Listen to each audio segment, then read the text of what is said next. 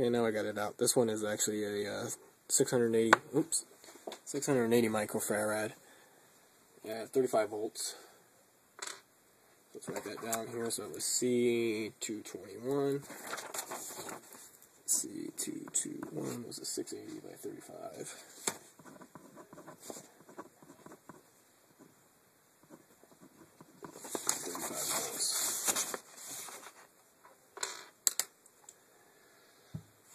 Every capacitor that's brand new will have a longer pole and a shorter pole. Also on the side, it'll have markings here, which I don't think you can see too well on this here. Let's see if one of these darker ones are easier to tell here. You got a white stripe here with like little steels in there, and it's also obviously on the shorter side of the prongs here. See how it's got the markings? The other side with the long one doesn't. That's the negative side of the polarity here. So you always want to make sure you put that in on the board.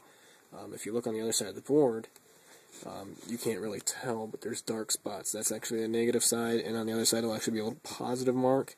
So you want to make sure you want to keep putting these in the correct way with the negative on the negative side and the positive on the positive side.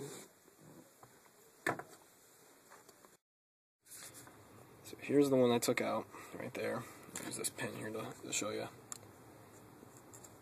It's kind of hard to see. And then those two markings there. Focus. Come on. Are the new ones, and then these are also another set of holes that I need to put a new set of capacitors in to fix. So you can see how well I can show this on the camera or not. So here's one of the holes that we're going to replace. C204. Here's my capacitor here, new one. So we just want to make sure we line up this negative polarity side with this black mark here, which is the negative side. You can't really tell because it's out of focus, but there's a positive arrow up here, which will show, you're just not going to see it. But that's the positive side, so you want to put the longer rod in the positive side, the shorter rod in the negative side there. Just like so. You just go ahead and stick it in like that, drop it down, and then you tell when you flip the board like that. Like I said, a lot of people like you to actually bend the prongs over like so. I'm not a huge fan of that. I'd rather trim them down and then solder on top of them. So let's go ahead and do that. Okay, now that I got them in here, right here, I'm just going to go ahead and heat them back up again. Like I did in the first one there. Just heat up the rods themselves, get them nice and warm. And this will get a good way for them to accept the solder itself. And you just go ahead and melt the solder on top of it, like so. Do the same thing to the other side here, and you just melt it on there.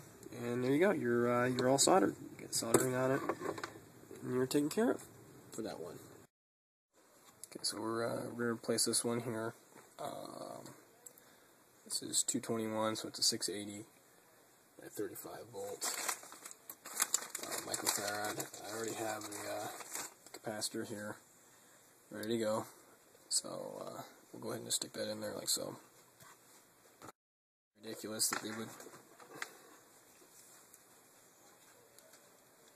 have such massive amounts of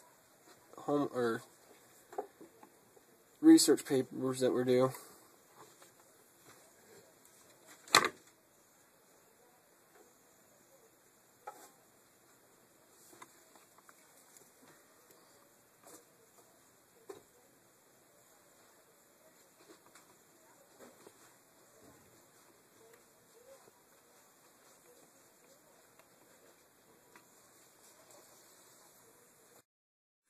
Okay, now that you're done here, just kind of go over, you check them and make sure everything was done right. Look them over again, make sure the solders look good. Soldering that you did look good. It's good solid solder. Just flip it over. Get the new ones in here. They're nice and tight. They're seated well. And what you want to do is just take some rubbing alcohol and put on a paper towel or a towel here and just rub these down real quick. Make sure you get your fingerprint grease off of it and insert it, test out. Okay guys, you got that done now. You get the soldering done. What you want to do is you want to go ahead and put this board back into place. I'll just remind you to be careful here. I've done this a couple times and I managed to somehow get those underneath the hooks there and just line it up like so. You go ahead and start your screws here. get the board secured.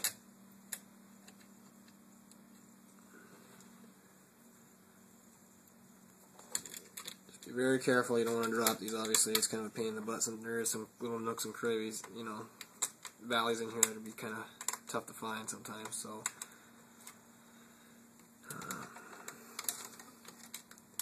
I'm going to use a power drill to put them back in. I have the torque setting really low, so you don't really have to worry about damaging anything. It just assists you in getting it done sooner than taking forever and screwing everything in by hand.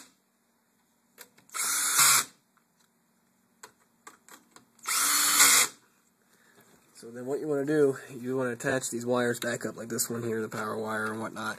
Like I said earlier, it's almost impossible to mix them up because they only have certain ones that they can go into.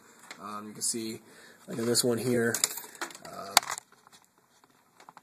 it's only a certain size, so you have to you have to put it in like that. You just go ahead and install these back into place here. Make sure you hear that little click there. It just make sure you know it's secure and that the clip actually went into place here. And then this one here, that's going to be a little booger on me here. Just go ahead and snap it back into place here. Am I doing something wrong, or what the heck's going on here? It's acting funny on me here. Okay, there we go. I got it back into place here. You just the wiring here set up and slid back into place. This has got some little tape here. It's kind of a pain in the butt to deal with, but for some reason this isn't going back down the way it's supposed to, but it's got plenty of cover on the back side, so we'll be alright. So what you want to do now is you want to go ahead and be careful, obviously, with your TV here. You want to pick it up here, and you want to test it. Make sure whatever you did to the TV was right, what needed to be done. So I stress again, be very, very, very careful when you're dealing with this back here. Once you plug it in, it will be live and it will be powered. So I want to go ahead and connect this cable source here real quick, so obviously you can have see what's on TV.